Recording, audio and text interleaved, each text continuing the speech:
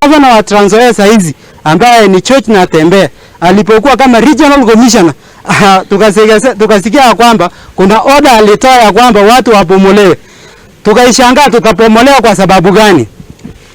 Ilipofika mwaka wa 2021 mwezi wa 3 tarehe 10, wakakuja kufurusha manyumba ya watu na wakabomoa bila kujali ya kwamba yule mtu ambaye anaishi hapo ataenda wapi. Vitu mingi sana iliharibika.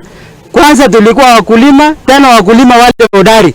Kuna wengi walikuwa na pesa kwa nyumba. Kimya saizi tuko na mvua El Nino. Yule mtu anapoishi, nilijaribu kuangalia TV.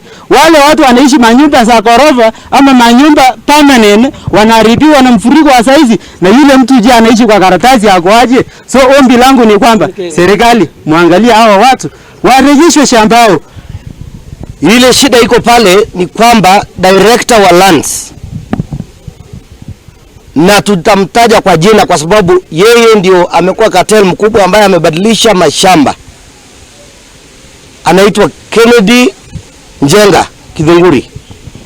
Huyo ndiye ameleta problem pale Chepchoina, kwa sababu kuna cartels ambao wameshikana pale Chepchoina wa phase 1 na phase 2. Serikali ya taifa la Kenya kupitia Rais Daniel Arap Moi 1994 waligawa mashamba na kila mtu alipata pale shamba yake na watu wakasettle.